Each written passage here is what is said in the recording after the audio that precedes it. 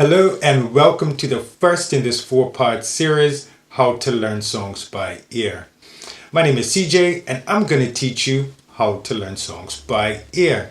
It's a very important and vital skill for any musician, no matter what instrument you play. It's part of being a well-rounded musician, along with reading sheet music, understanding music theory, technique, and performance skills. So, as you can imagine, I am an advocate for learning how to read sheet music and understanding music theory. And an understanding of music theory will definitely benefit you when learning to play by ear, particularly with this course. Now, for those of you who don't usually use music theory, I'll be teaching you how to use the Nashville chord system for writing down your chords. So it's a very good way of remembering the songs that you're going to be learning by ear. Important note here, I'll be teaching you how to learn songs by ear, not how to play songs by ear or to improvise by ear. That's not what this is about. It's just how to learn them. So I won't teach you any licks or riffs or runs, but I'll teach you how to learn riffs, licks, and runs. Sort of like teaching a man to fish versus giving him a fish. Except we are not fishing. What we're doing is lifting. We're learning to lift songs. It's what we call it when we're learning them by ear. I just need to lift this song really quickly. That's what we do. That's what you're going to learn. There's a specific step-by-step process we can use for learning songs by ear. Step 1, active listening. Listening for information and internalization. Step 2, identifying the key signature. Step 3, find the root motion. Step 4, find the chord progressions, inversions, and voicings. And step 5, decipher the vocal melody and instrumental riffs. Step 1, active listening. Listening is the most important job of a musician. It's the first job of a musician, especially if you want to learn songs by ear and eventually play songs by ear. You want to have very acute, active listening skills. This is different from passive listening that non-musicians do. For an active listener, we listen for information.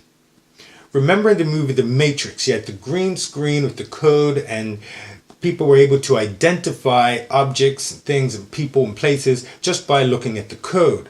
But it's very much the same thing with musicians. When we listen to music, it's like we're listening to a code. We can hear things that other people simply don't even know are there. So what information are musicians listening for, and where do we find that information? Well, we're listening for patterns. One characteristic feature of music is patterns. There are patterns throughout music. And if you want to learn to play songs by ear, you will learn to identify patterns within the song that you're learning. And the more songs that you learn, the more patterns will emerge.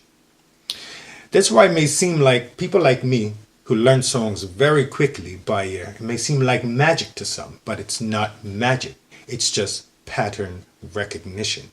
These patterns are so pervasive in music that they become easy to recognize over time. So that's what the information we're listening for. We're listening for patterns. And those patterns exist in various layers in the music. So let's look at the different layers where these patterns would exist. Okay, so we know what information we're listening for. We're listening for patterns.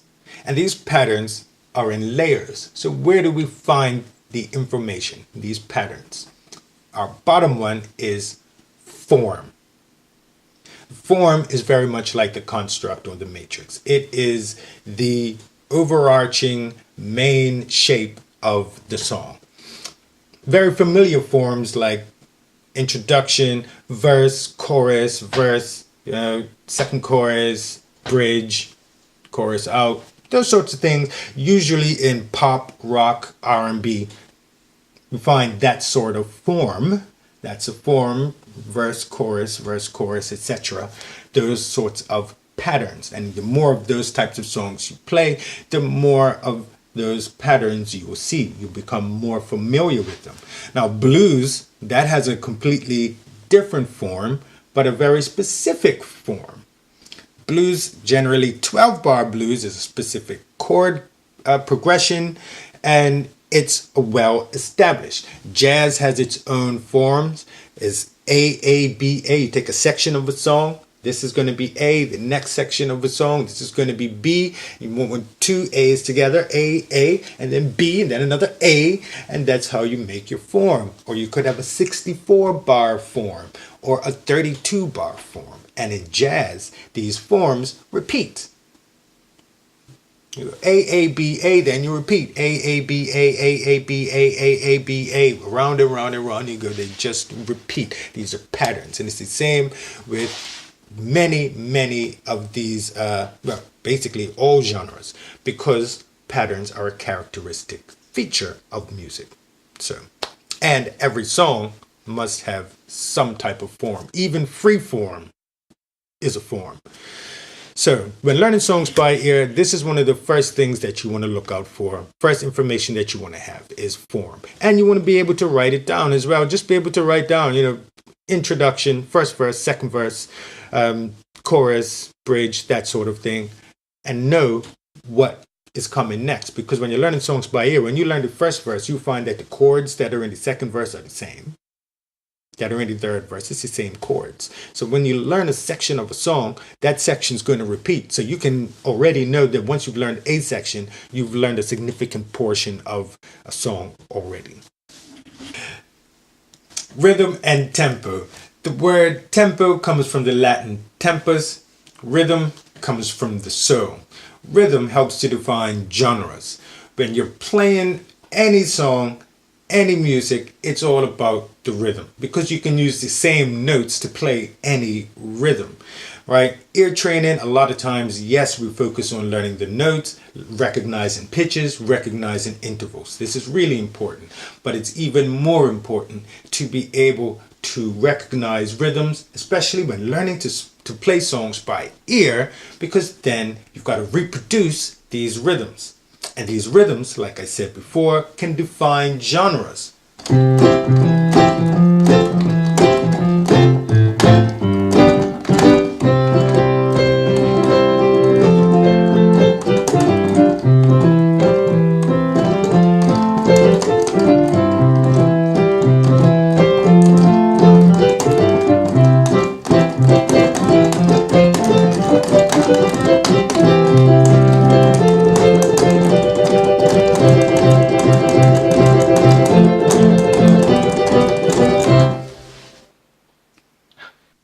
By simply changing the rhythm of the notes, rhythm of the chords, you can create completely different sounds. That's important to remember when you're learning songs by ear, because sometimes songs might sound really complex when actually the note choice is really simple, but it's the rhythm that's used that may be more complex. So when learning songs by ear, remember to pay really close attention to the rhythm and the pulse of the song. The pulse, how the entire piece works together. The drums and the bass, how they all make things groove in a certain way. Take note of that and try to replicate that feel when you're learning songs by ear. Emotional content and dynamics. Emotional content begins with the form. When a song starts, for example, it may start quietly and sparse and may throughout the song build up to crescendo into a grand finale.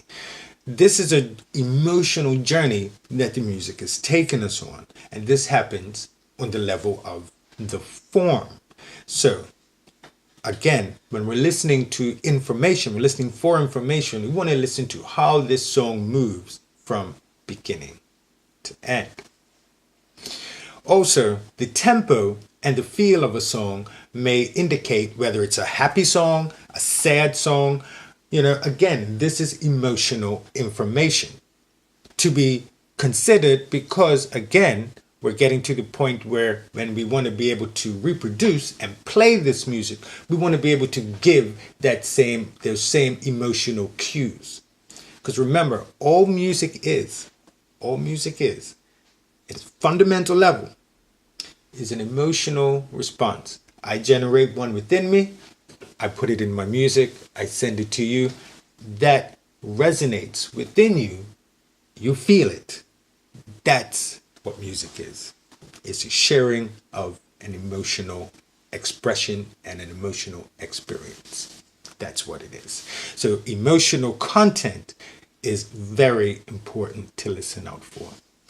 And it's also it's not just in the speed of the music, whether it's fast or slow. It's also in how the music is delivered, how it's articulated. And that brings us to harmony, accompaniment, and instrumentation. When it comes to harmony and accompaniment and instrumentation, we want to jump right into the chords right away. And that's okay. But let's consider how chords are made and how they're built. We start always from the bottom up. For example, if we're going to make a C, we start literally on the bottom with the root and then add the third and the fifth. It all starts with the root, naming the chord by its root, always from the bottom up. Because chords are built and named from the bottom up, it's important that we learn to hear the bottom frequencies. We need to know what we're listening for. And in the low end, we're listening for the bass guitar, or the left hand of the pianist. Whatever is the lowest note that's beneath the chord, that's what we're looking for. Because knowing that note helps us to identify the chord. Also, keep in mind with chords that because we're looking for patterns, we can find so many chord progressions that are actually just chord patterns that we can find in many songs. This probably sounds familiar to you.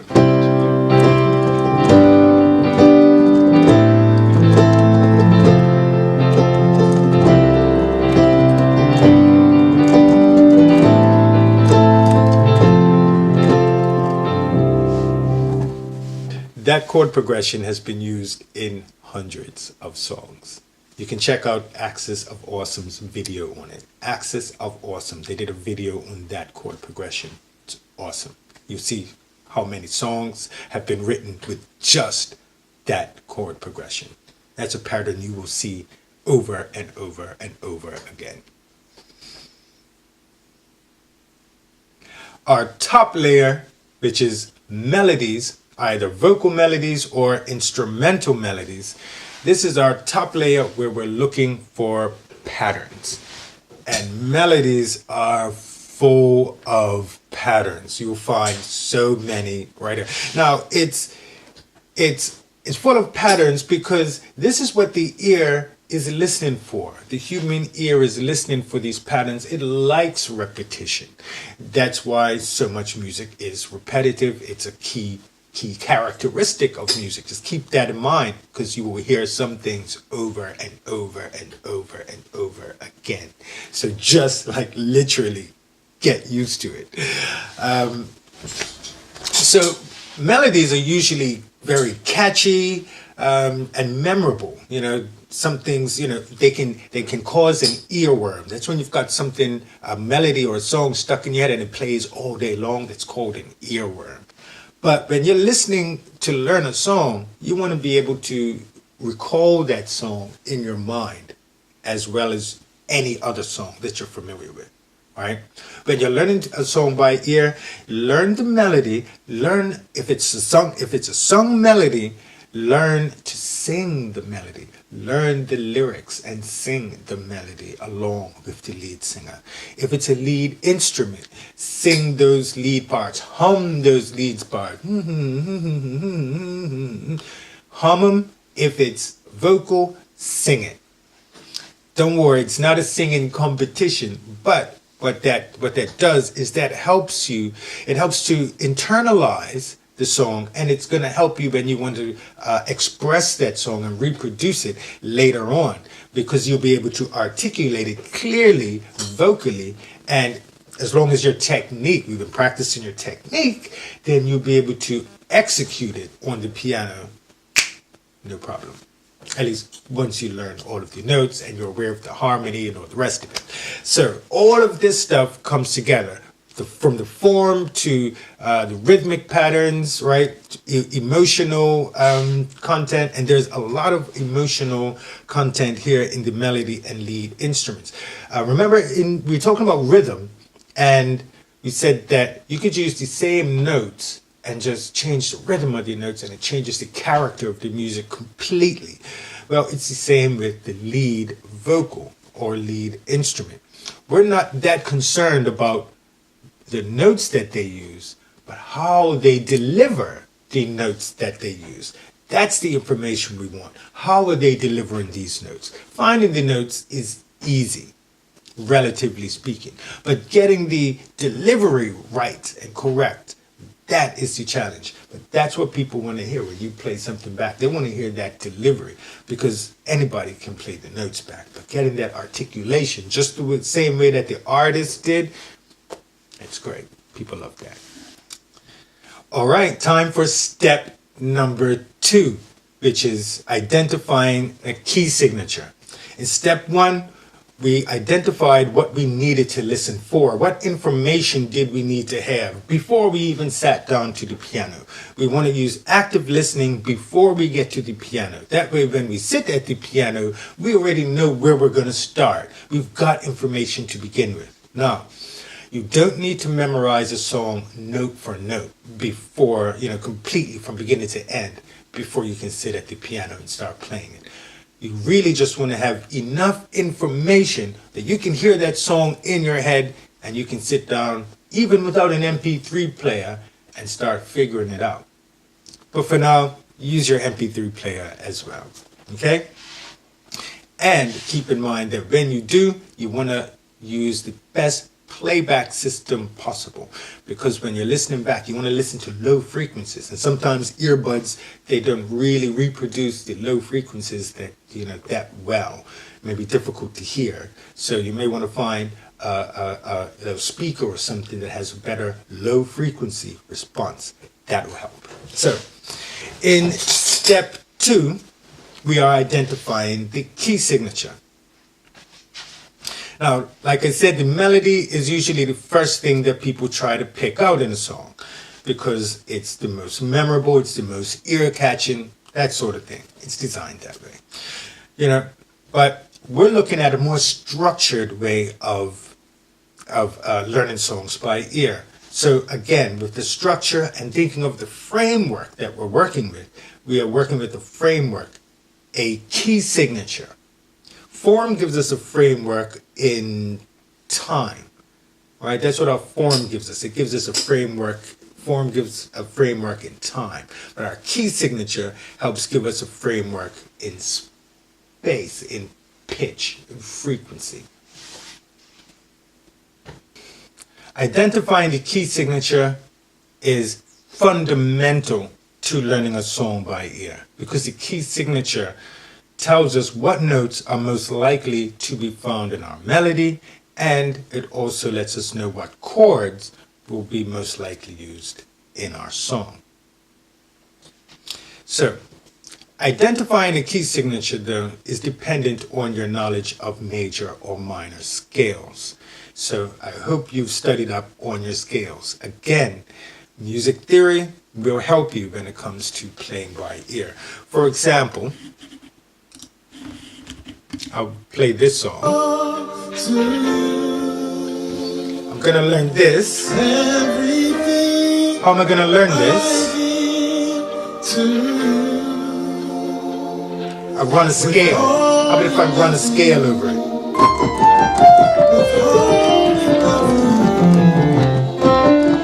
I don't hear any of those notes.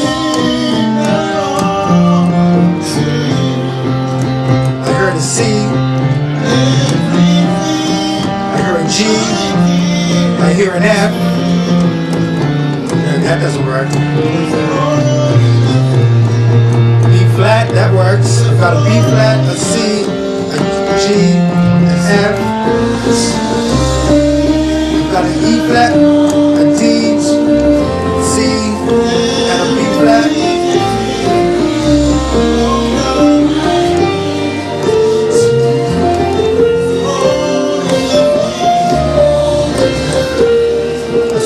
got a scale.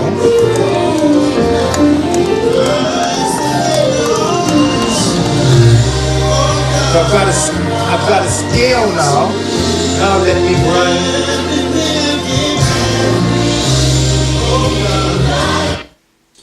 So you see, now I've got a scale. I've found a scale. It seems like B flat major. Alright? I played the song, then I ran notes over it until I could find a couple notes that sounded good, and then I figured, what scale do these notes belong to together? What scale do they share? I had a G, I had an F, I had a C, I had a B flat. What scale do they share? I started putting it together and I came up with B flat. And I ran a B flat scale over that song, and voila, that's what I found. I found out that the key signature is B flat. Right?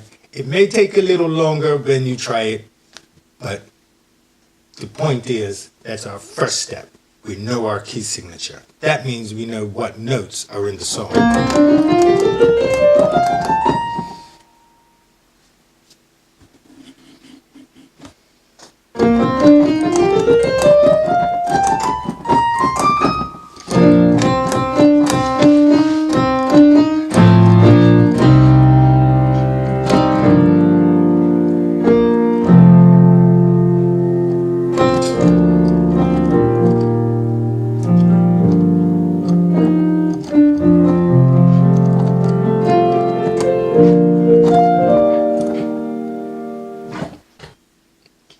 Now it's your turn to try.